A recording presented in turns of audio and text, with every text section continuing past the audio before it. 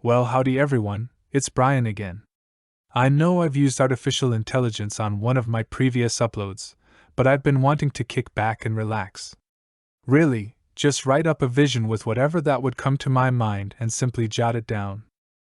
For those that listen to my other podcasts, I'm sure you all have picked up that I've been having a game of tug of war between expressing my emotions through voice and telling a story.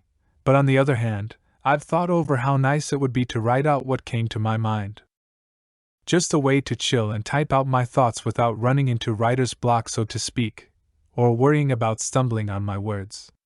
After all, I was never the best storyteller, nor the most entertaining person.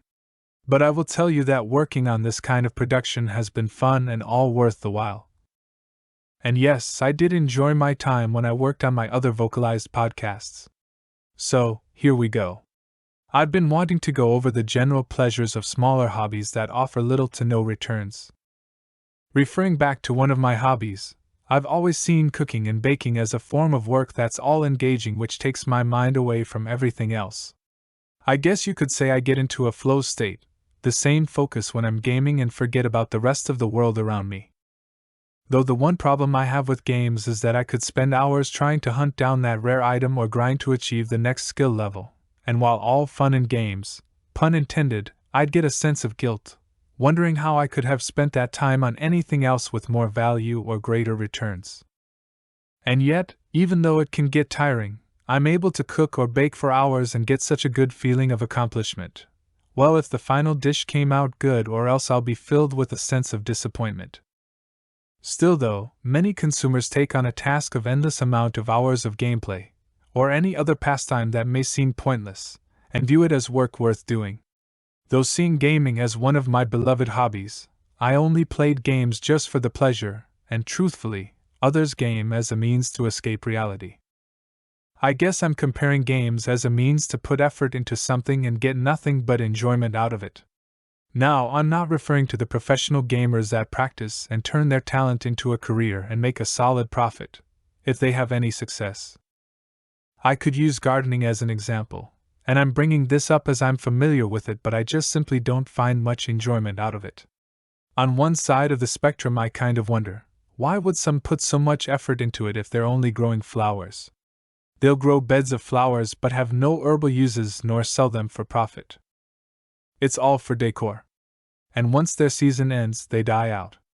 On the flip side, there's flower shops that sell their grown goods for a profit, or maybe there's a gardener that grows vegetables for their own consumption, while still enjoying the work itself.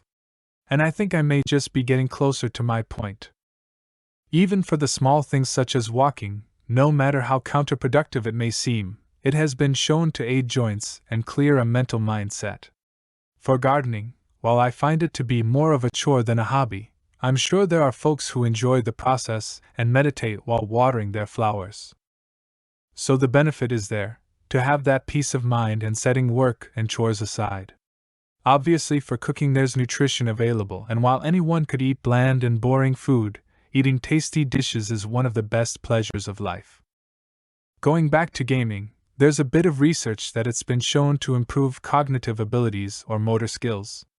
And even without the benefits, it's just a fun hobby to pass the time. On the flip side, I've been judged for playing games. I've been asked why not cook more and spend less time on video games. I've implied that I would be better off looking into the stock market instead. I've been accused of being lazy for spending that time at home when I could be fishing or hunting. I'm sure you're picking up by now that I'm a homebody, and I can't say exercising at a gym would be considered outdoors. Anyways, I feel as if there's a kind of pastime that one party doesn't find interesting, then maybe it makes the other feel rejected. Out of all games, I like this one game and no one would care, and does get discouraging when others consider your pastime boring. Or another example, I could get extremely bored if I went fishing but rarely caught any fish, while others would enjoy the time, even the whole day at the lake without getting a single bite. I've been judged by movie watchers who belittled gamers, and in a way I find it ironic. And some could bring up smoking and other bad habits, but at the core those bring dopamine spikes, tricking you by giving you the feel-good hormone. And to be clear, I'm not referring to small treats or anything else that raises your dopamine levels in an instance. What I'm referring to is seeing a favored pastime as a hobby. An enjoyment that needs your attention. To summarize it all, there's just so many small things in life that I couldn't even count. Even smaller pastimes that I couldn't even think of. To some, even something as small as juggling. So to speak, there's really no such thing as a meaningless hobby. And I do have to say, I've been learning quite a bit on video manipulation and it's been fun. It's all about enjoying your time and dedicating your time, and seeing it as work worth doing. And maybe without realizing it, you're more than likely building stronger neural signals as you practice. Anyways, thank you all.